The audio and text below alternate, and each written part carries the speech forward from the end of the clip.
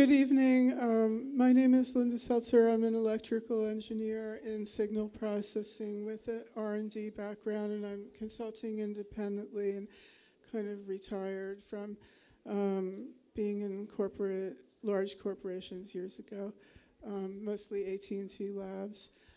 And there's only time for a few main points because of the time constraints, and I'm just going to cover a few very specific things related to the startup culture.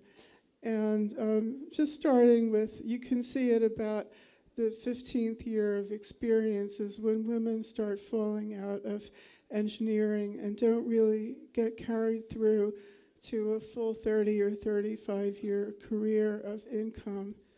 And I have to skip over a few more slides because of time. Okay, so one of the perspectives I want to share is for those of us, we're in this room, we're interested in more creative development and creative technology and startups. So what the state decides for its economic development policy is relevant to us. So the first thing that the state does is it sponsors these innovation partnership zones in different communities. One of them is in Tacoma area, for example, urban clean water, and these are partnerships between businesses and colleges and government. And I just met a student a few days ago who, they're in high school. They actually kayak out into the lake and get the insects, and they bring the insects back to the lab, and they find out there's arsenic in the insects, and the fish eat the insects, and the humans go fishing on the lake, and they eat the fish. And so there is an arsenic and clean water problem that this is. So that's an example of a partnership zones that the state is sponsoring. Now, the next thing the state does is it has identified a list of the key industries for economic growth in the state, and it has a bunch of initiatives geared towards each one. And they offer, there are educational resources, there's PR, there's tax exemptions, crowdfunding in some cases, and a lot of emphasis on exports.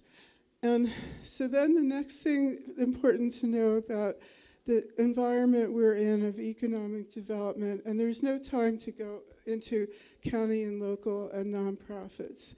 So this is under the state budget law, they mandate how the state evaluates its own performance in promoting economic development. So it's interesting to see what they're measuring and what they're not measuring, and how that affects us as members of a startup community. Is it connected to us, or are there areas of disconnection? And that is for everyone here to decide. Okay, so export sales, they measure that. Chamber of Commerce ratings. Something happened to the slide. Wait a minute. Wait a minute. Okay, so exports are gross business income, number of jobs, certain metrics of number of jobs, preventing layoffs of jobs that would result in layoffs. And then this economic gardening. So this is only for second stage companies that that are grossing 750,000. I don't know how many people out here are have a company that you own that is grossing 750,000, but that's what they're supporting here. And then they want to have 25 or 30 viable startup firms, if that's their definition. Okay, so the points I want to make is that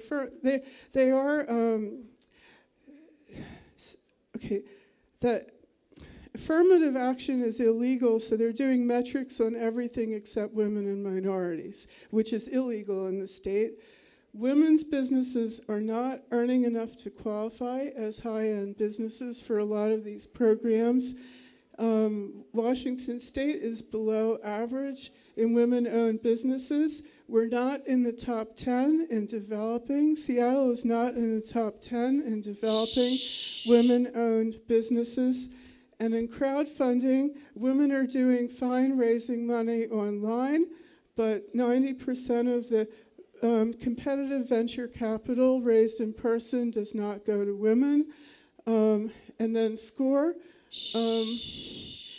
has only 1.8% of women-owned businesses exceed 1 million. And then the most important one here is that the 2016 Washington Budget and Policy Center, all of the economic growth in the state, the result of all these economic development engines went to the top 1%. So the question is, how do we steer this economic development effort in the state and influence them with what will benefit us as startups and small business? And I think the cost of software is one of the issues, and of professional software, and maybe people in the audience would have better ideas. And I made it on time. Questions? Any ideas that you have of what economic development could be doing for you?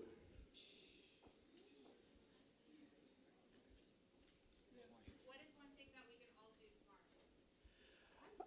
Well, I think the thing that you should do is really think about what in the state services, what are you using? Which state's business services are you using and benefiting from? And if you're not getting what you need, then I would say write to your state legislators, write comments on Facebook, et cetera, to the governor's page, et cetera, and also share with other technical people what ideas you have that would benefit you. I know for me, I think the cost of certain very expensive software packages is very prohibitive for me as an inventor and a researcher. So what are the things that you need? The library is now hosting the Adobe suite.